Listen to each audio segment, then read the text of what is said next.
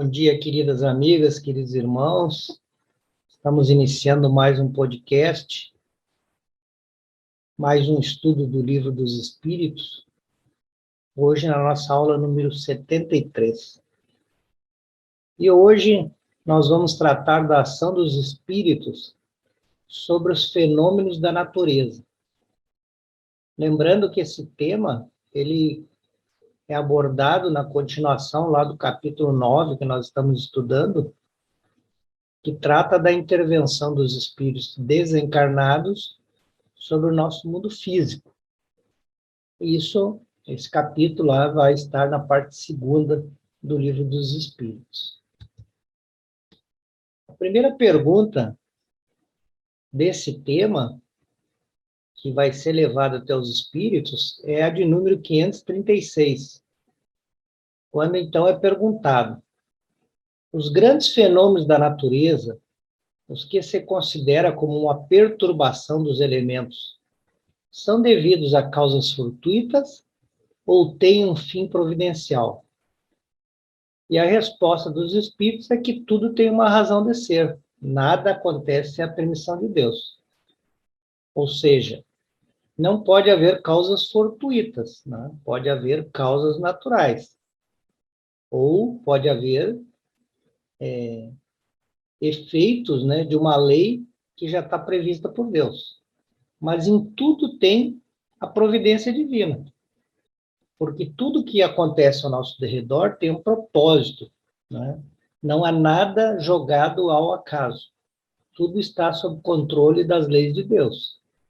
Ou, se preferirmos, né, da providência divina. Dessa derivou-se outra pergunta que diz: esses fenômenos têm sempre o homem por objeto? Então, a resposta dos espíritos é que algumas vezes eles têm uma razão de ser direta para o homem, mas frequentemente também não tem outro objeto que o restabelecimento do equilíbrio e da harmonia das forças físicas da natureza. Então, em toda a lei de Deus, está ali colocado o equilíbrio, a harmonia das coisas. E essa harmonia, muitas vezes, precisa ser equilibrada, restabelecida. E por efeito dessas mesmas leis, essa harmonia, ela é provocada pela própria natureza. Ou seja, a natureza se reequilibra sozinha pelas leis de Deus. Então, muitas vezes, fenômenos da natureza, elas realmente têm um propósito, uma razão direta de atingir o homem no sentido de provocar ele uma experiência de aprendizagem. Mas, às vezes, simplesmente é a natureza se reequilibrando. Deus não criou somente os homens, né? Toda a natureza é obra da criação de Deus. Então, Deus coloca a sua sabedoria, a sua bondade sobre toda a sua obra, não só sobre o homem. Então, nós estamos dentro da obra de Deus. Nós não somos os únicos beneficiários da obra de Deus. Nós estamos dentro dela. E, portanto, sujeito à convivência com essa obra. E essa obra, né, que aqui é dito como a natureza, ela tem as suas próprias leis, nas quais nós nos inserimos também. Esse é o fato. E aí deriva uma segunda pergunta, que diz o seguinte: primeiro, uma afirmação.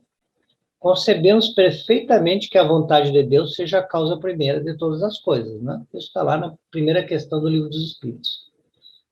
Mas sabemos também que os espíritos têm uma ação sobre a matéria, e que são agentes da vontade de Deus.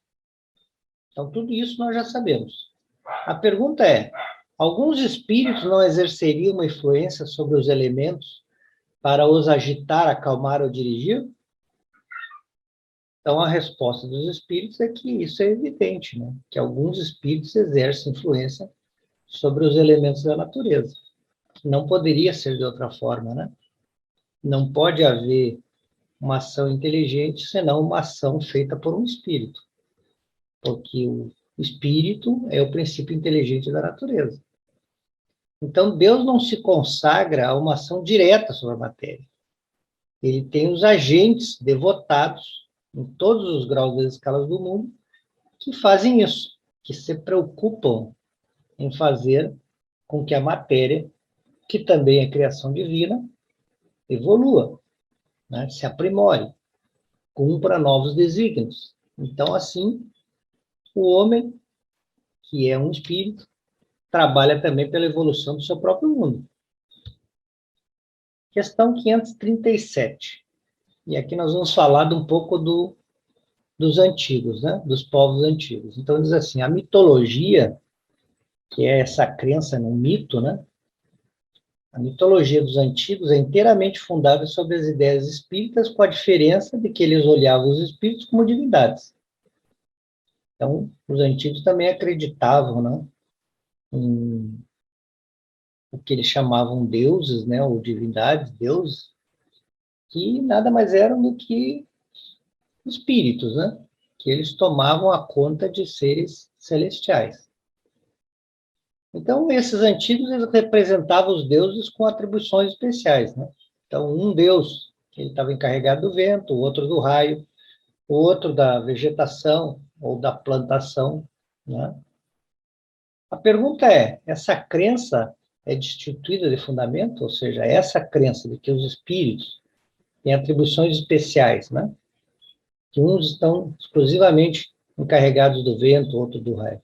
Ela tem fundamento ou não tem?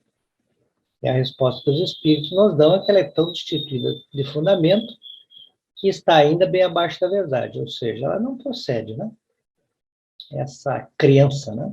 Os espíritos não têm atribuições especiais. Os espíritos podem ocupar por algum momento alguma atribuição, mas nós já aqui nos debruçamos sobre essa evolução que nós espíritos realizamos e já constatamos através dos nossos estudos que todos os espíritos têm vidas semelhantes, né? Existências semelhantes. Ou seja, nós partimos de um princípio, quando somos simples e ignorantes, e vamos buscando o nosso aperfeiçoamento. Então, todos os espíritos passam por essa, vamos dizer assim, por esse caminho. Não há como haver espíritos que serão sempre responsáveis, por exemplo, pela ação dos raios. Embora nós já tenha visto na questão anterior que os espíritos têm ação sobre os fenômenos da natureza, mas são atribuições temporárias. São situações que se dão em determinados momentos da vida que nós vamos ver mais adiante. Então, deriva dessa pergunta a seguinte: pela mesma razão, poderia então haver espíritos habitando o interior da Terra e predizindo seus fenômenos geológicos? A resposta é: esses espíritos não habitam positivamente a Terra, mas presidem e dirigem segundo suas atribuições. Um dia tereis a explicação de todos esses fenômenos e os compreendereis melhor. Bom, aqui primeiro que os espíritos colocam para nós que a gente ainda não tem condição de entender todos esses questionamentos feitos à época, né? Algumas coisas a obra complementar tem nos trazido muita colaboração no sentido de nós entendermos, né? A própria Gênese lá já vai nos explicar bastante coisa, mas a gente tem que entender que nós temos um limite de compreensão. O que nos permite concluir? Primeiro, os espíritos não negam que há espíritos presidindo os fenômenos geológicos da Terra, como nós temos lá a explicação na Gênese. Agora, para que eles, vamos dizer assim, comande, coordene esse fenômeno geológico, né? Para que eles auxiliem, para que eles ocorram da melhor forma, eles não precisam estar habitando a Terra, né? Porque aqui, quando a gente diz habitando, parece que eles estão encarnados, né? E aí a pergunta leva até a crer que que eles estão encarnados e morando no interior da Terra. Então, isso não existe. Esses espíritos não estão encarnados. Os espíritos que cuidam dos fenômenos geológicos, eles estão na erraticidade e não sobre a Terra. E de lá, sim, eles fazem essa elaboração, né, essa coordenação para que os fenômenos geológicos se deem no sentido do aperfeiçoamento do nosso planeta. Mas para que isso ocorra, ele não precisa estar necessariamente na vida encarnada. Então, sim, existem espíritos que são responsáveis pelos fenômenos geológicos da Terra, mas eles não estão aqui sobre a Terra. Eles fazem isso, né? Eles realizam suas atribuições de outros locais na erraticidade, né? E com o tempo nós vamos entendendo melhor isso. Na questão 538, é perguntado: os espíritos que presidem os fenômenos da natureza formam uma categoria especial no mundo espírita? São seres à parte ou espíritos que estiverem encarnados como nós? Bom, nós já comentamos na questão anterior, né? Não existem espíritos com atribuições especiais que vão ter um processo de evolução diferente de nós.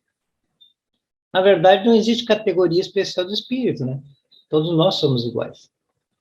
Então, se todos nós somos iguais, a resposta que os espíritos nos oferecem é que ou esses espíritos já foram encarnados ou eles serão encarnados como nós um dia.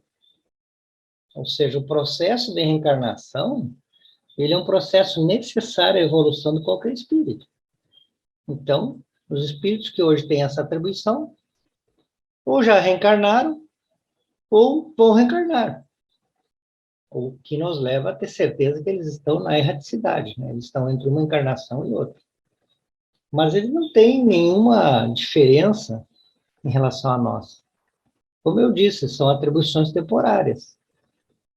Nós nos ocupamos de tarefas para que nós possamos realizar da melhor forma a nossa evolução.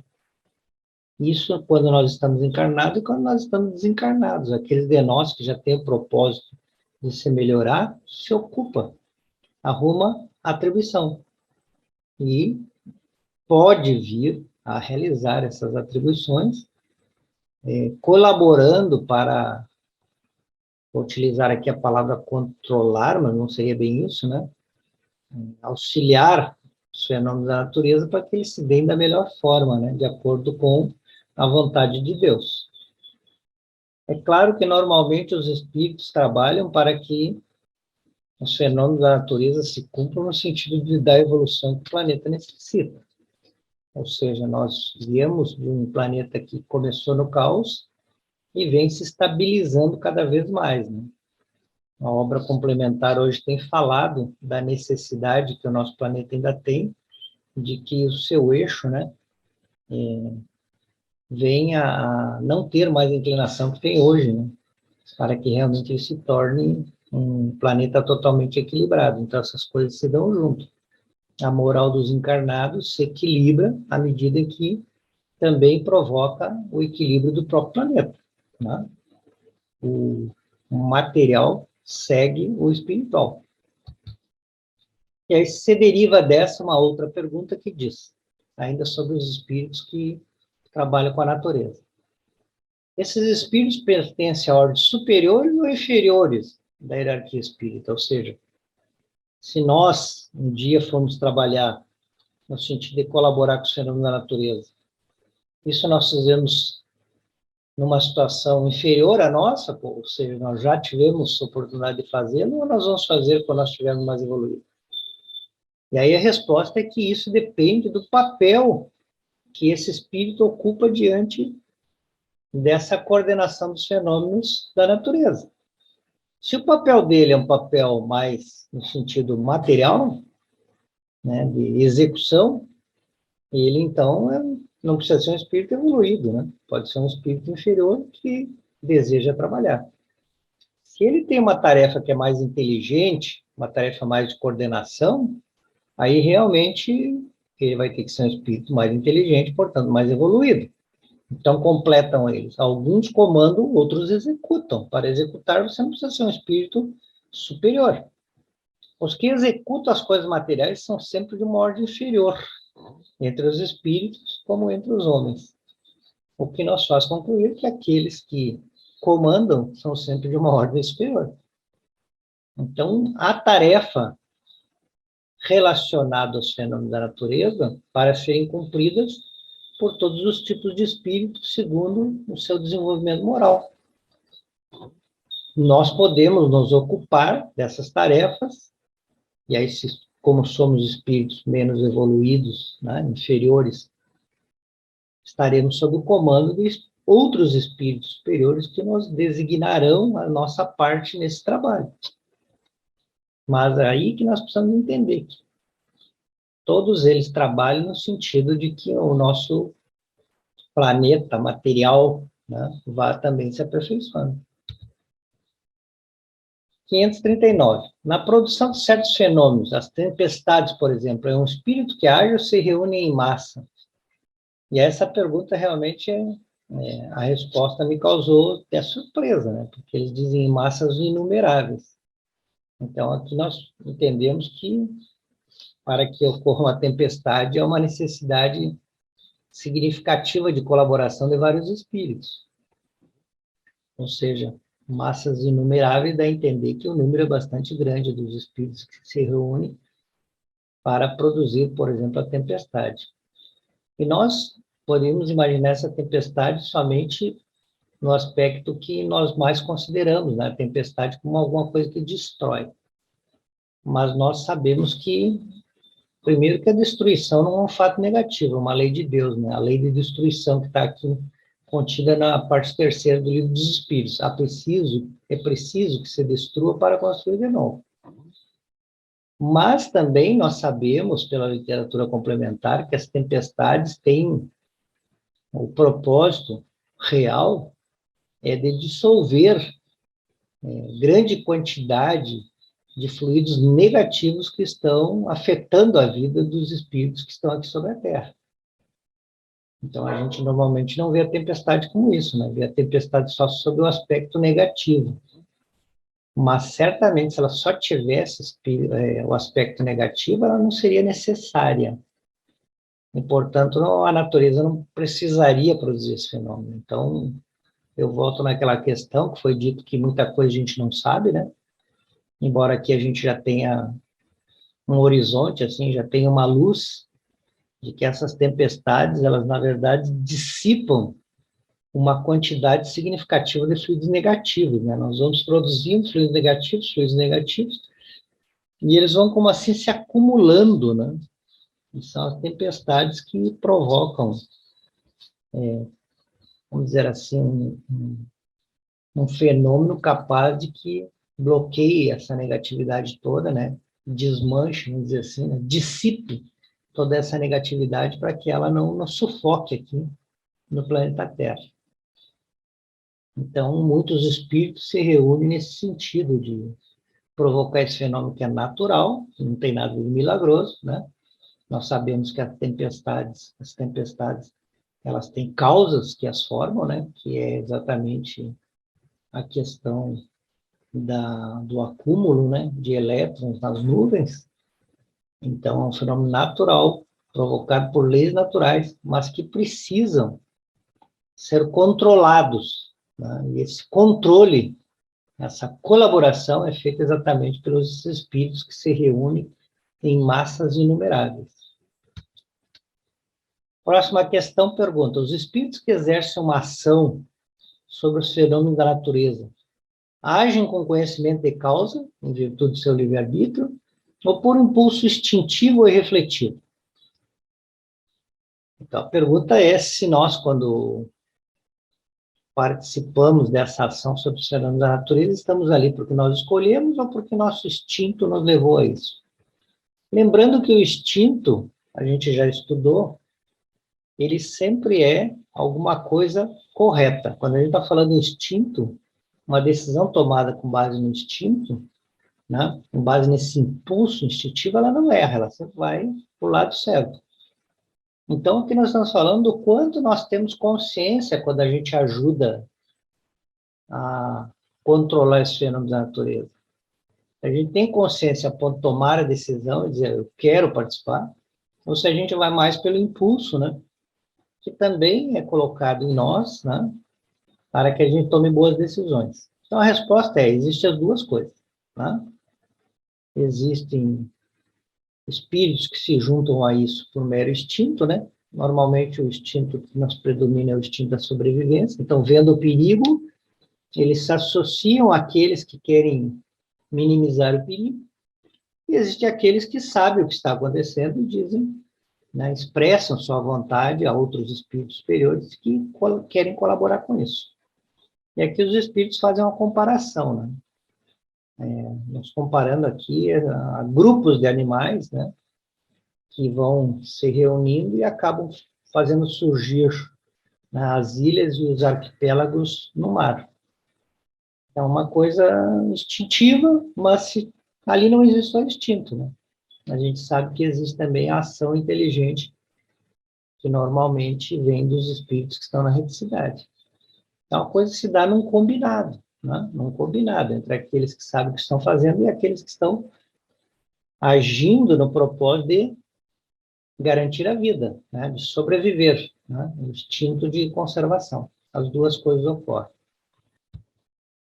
E aí eles nos dão uma explicação, os espíritos, dizendo o seguinte: crês que nisso não há o fim providencial e que uma certa transformação da superfície do globo não seja necessária à harmonia geral?